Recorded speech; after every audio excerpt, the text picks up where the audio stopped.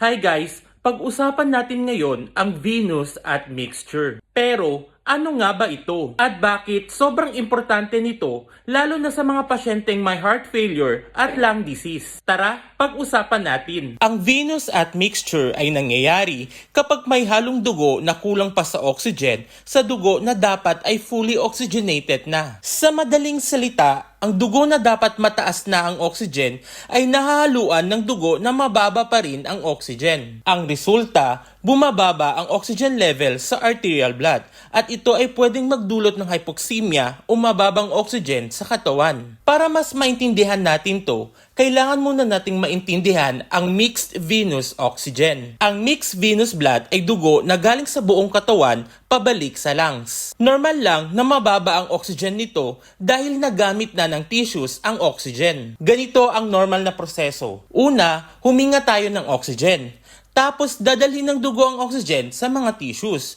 Tapos gagamitin ito ng ating katawan. At sa huli, babalik ang dugo sa lungs para ma-refill ulit ng oxygen. Pero kapag sobrang baba naman ng oxygen ng venous blood bago makarating sa lungs, mas mahirapan ang lungs ngayon na ibalik ito sa normal. Imagine mo ang lungs na parang charging station. Kapag medyo low battery lang ang dugo, madaling i-charge ulit ito ng lungs. Pero kapag halos ubos na ang oxygen ng dugo, mas mahirap itong ibalik ngayon sa normal oxygen level. Nangyayari ito dahil sa pagtaas ng gradient. Ibig sabihin ng pagtaas ng gradient, mas malaki ang kailangang idagdag na oxygen ng lungs. Ngayon, mas nagiging problema ito kapag may lung disease ang pasyente. Halimbawa, COPD, pneumonia, pulmonary edema, ARDS at severe asthma. Dahil hindi na perfect ang lungs, hindi nito kayang i-correct ng maayos ang sobrang baba na venous oxygen, kaya lalong bumababa ang arterial oxygen. Ang pinaka-common cause ng mababang mixed venous oxygen ay congestive heart failure na may low cardiac output.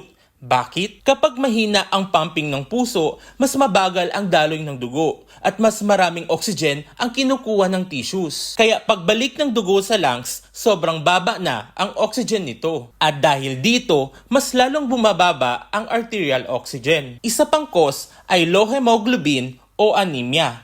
Tandaan natin, ang hemoglobin ang nagdadala ng oxygen. Kapag mababa ang hemoglobin, mas kaunting oxygen ang kayang dalhin ng dugo, kaya mas mabilis maubos ang oxygen bago pa bumalik sa lungs. Pwede rin itong mangyari kapag mataas ang oxygen demand ng katawan, halimbawa, fever, sepsis, exercise, increased work of breathing, at severe illness. Kapag mas maraming oxygen ang ginagamit ng katawan, mas mababa ang oxygen ng venous blood. Ngayon, ano naman ang makikita natin sa pasyente? Kadalasan ang mga sintomas ay galing sa mga underlying diseases. Halimbawa sa heart failure, hirap huminga, pagkapagod, pulmonary congestion at leg swelling. Sa lung disease naman, wheezing, cough, low oxygen saturation at increased work of breathing. Minsan, hindi halata mismo ang venous at mixture dahil natatakpan ito ng sintomas ng pangunahing sakit. So sa madaling salita, ang venous at mixture ay nangyayari kapag may halong dugo na mababa pa rin ang oxygen sa arterial circulation. At kapag sobrang baba ng mixed venous oxygen, mas mahihirapan ang lungs na i-correct ito. Lalo na kung may lung disease, VQ mismatch, shunting at heart failure. At tandaan, ang pinaka-common cause nito ay congestive heart failure with low cardiac output. Kung may natutunan ka, i-like, i-share at i-follow mo na rin ako for more medical topics. Thank you for watching guys!